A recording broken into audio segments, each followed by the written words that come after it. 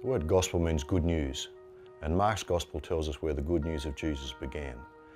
To state the obvious, it began with Jesus, what he did and what he said.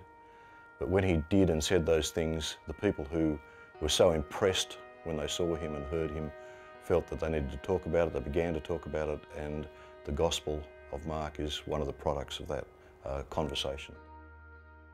Jesus is such good news because he's the Son of God, says Mark. And he spoke about the future renovation of the world that God was going to bring about.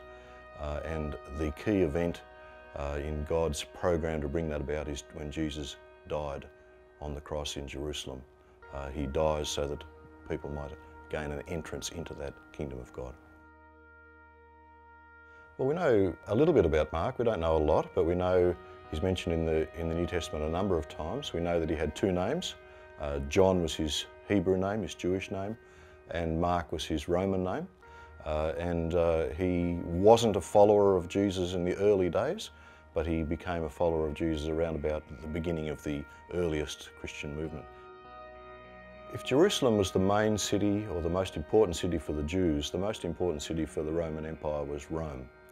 And we know that Mark was written for Rome. We know from writings outside the New Testament that Mark, having previously accompanied Paul, also accompanied Peter, and Peter was preaching in Rome, and everybody loved what he had to say about Jesus, and they wanted it, after he left, they wanted it to be written down, and Mark was the person who got that job.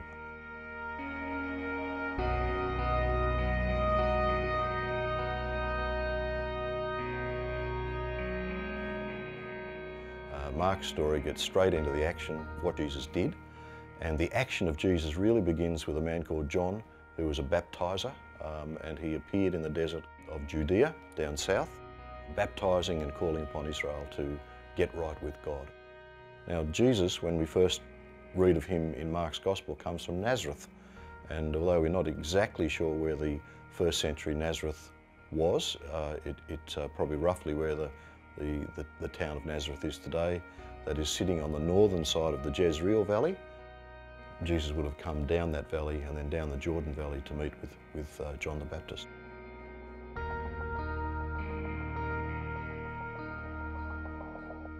We know that John was born to Zechariah and Elizabeth, and he grew up in the hill country of Judea down south.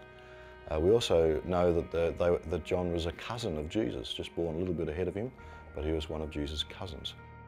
In recent days, we've discovered a traditional site where John the Baptist's ministry is remembered. The Jordan River's changed its direction a little bit, and so it's not where the river's flowing today. The other interesting thing about the traditional site is that it's the same area of Elijah being transported into heaven, as the story goes in the Old Testament. And so it's interesting those two sites are together because to put the two stories together, Elijah was transported to heaven, and here we have John the Baptist appearing as the one who fulfills the prophecy that in the last days Elijah would come again and get Israel ready for the arrival of the Lord himself. Jesus comes down the Jordan River to be baptized by John with a whole bunch of other Israelites, getting ready for the great and terrible day of the Lord. But the significant thing for Mark when he tells the story about Jesus' baptism is this was the moment when the direction of Jesus' life was going to be set. Jesus went down into the water to be baptized by John, and when he came up out of the water, he saw the heavens parting, the Spirit of God descending upon him, and a voice from heaven came out which identified him by quoting a couple of passages from the Old Testament.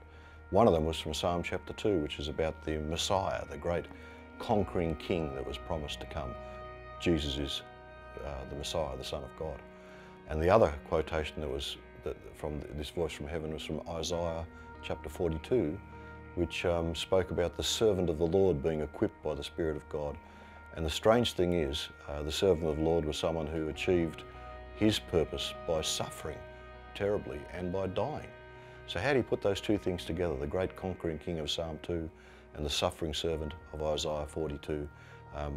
It's hard to know how they're put together at the beginning of the story, but this is what Mark's going to show us. From this point on, Jesus' ministry was set. He knew his destiny. His script was written, and now all he needed to do was to fulfill it.